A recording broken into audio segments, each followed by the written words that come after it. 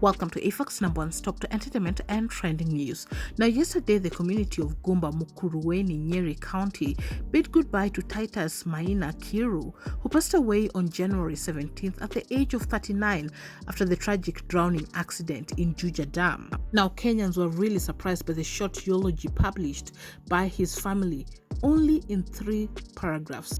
The 3-paragraph summary touched on his parents, his siblings, leaving out any mention of a wife or children. Now, guys, you might know that all this that has been happening on social media, if there's somebody that has been spoken quite a lot in this incident, is Titus' wife. Might have come across a lot of social media posts of people saying sometimes kukua got wife ni shida, and how much she stood by her husband, even indicating that the woman who was found with him might be just a friend due to the nature of his business. You might remember that statement. And even as days went by and the woman had not been identified, it is his wife who put out, "We have not been able to identify the family of the young lady who drowned together with my husband in Juja on Tuesday because when she was retrieved from the dam, she had no identification documents. I have no problem getting to know who her family is or who can help us to get to know them so that they can also have closure." And that was Mr. Kiiru's wife. As much as the reports or allegations online is that her husband was having extramarital affairs with this lady, there was no business meeting that was happening at 7 p.m. at this dam late night, and even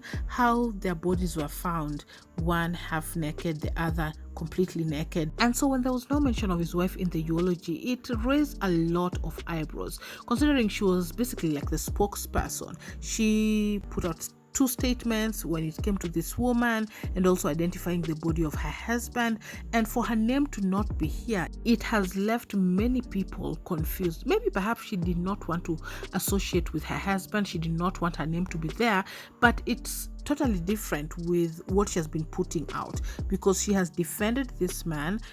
She has put out that her husband was a businessman and that is why perhaps he was with this lady discussing business. So she has never condemned her husband publicly, and then for her not to be put out in this eulogy, it doesn't make sense. Now, perhaps things were done hurriedly, as clearly you can see celebrating the life of Titus Maina instead of Titus, but in the eulogy they have written his name Titus. So as you can see, celebrating a man who was loving and caring. The late Titus Maina was born on February 1984 at Mukuruweni, Nyeri County. He was the 3rd-born son of the late Joseph Gikonyo and Madrin Wangui. He was a loving brother to Jedaida Wangari, the late Judy Werimo, Michael Mbore, Joshua Njiru, and Isaiah Mwangi. The late started his school at Kariara Primary and moved to Rutune Primary, then Dedan Kimathi University. The late Titus relocated to Thika, where he started working as engineer since 2006 with different companies in and out of the country until his demise. And so there, as you can see from the eulogy, his parents are mentioned, the siblings are mentioned, and then when it comes to his personal life, his family, his wife, even his children, if he has any, were not mentioned here. Now, this has raised a lot of eyebrows from netizens, and most important question, why? Why did they leave this man's wife out? Maybe they will come to share why that happened. Perhaps it was a mistake that happened.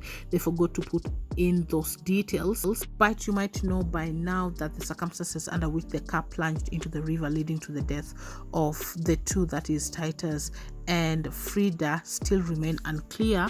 If you might not be aware, 22-year-old Frida Kamuyu was identified as the lady who died with Titus Maina Kiiru, the 39-year-old businessman, when their Nissan X-Trail plunged into Juja Dam. Now, her sister, who is currently working at Saudi Arabia, her name is Mary Kamuyu, took to share messages on her social media mourning her sister, even asking why now, and most importantly, she wanted to lay her sister to rest, but she has no financial capabilities to fly back to the country to lay her sister to rest, and she was asking any willing Kenyans to come through for her, help her get back home so that she can say that final goodbye to her sister. Yes, hello guys, naitwa Mary.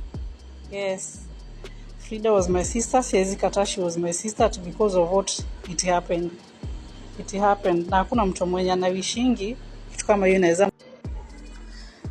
Guys, this is sijui nianze wapi. I don't know where to start because every time daddy strike kwenyu, hata ikuwe ilikuwa gani, I know lazima ikuwe painful kwa family members. It's Mary Kamoyo, sister to Frida Kamoyo. Niko hapa Saudia sahi with no any means to kurudi home kuzika my sister. It's everywhere for social media. Even this thing I'm recording here, this voice, it trend mpaka niweze come back to give my sister the last respect. She was my sister, siwezi kata na siwezi deny hata kidogo. Na waomba pia hii mshare i-trend mpaka nipate means ya kurudi home nizike sister yangu. Niko hapa Saudia. Now, I don't know how far that has gone or if she has found somebody who is willing to assist. I'll follow that and perhaps give you guys an update.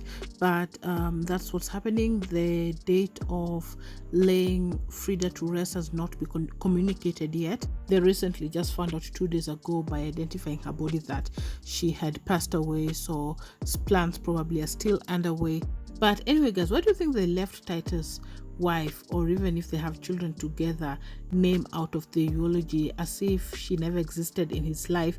They never perhaps even lived together, because she mentioned that on the night of his passing they communicated on phone. In fact, she had asked him what he would like to have for dinner, and he had asked her to just cook whatever she finds okay, and he was in a meeting, he will be running late, and that was about 7 p.m. And according to witnesses, around 7 p.m. there is when the car plunged into Juja Dam. So after this particular call, we can assume that it did not take even 30 or 45 minutes before the car plunged into the dam. And later that night, when she tried to call her husband, he was not picking up, and in the morning he was not reachable, and that is when she got a call that she needs to go to the police station, and there were friends who had identified the car to be his, and that is how they managed to know the next day that he had passed away. And so right there from the conversation that they had, we can clearly tell that these were husband and wife. They were not separated, they were living in the same house, as she clearly puts out that they had a conversation, even going to ask him what he would like to have for dinner. Anyway, the truth is only known to the family, or why this was omitted. Maybe they will give an explanation. Let's just wait and see. But that's it. You're up to date. Thanks so much for watching. Please subscribe if you haven't. Also turn on your post notifications so you're notified once you have any new uploads. I'll see you on the next one. Bye bye.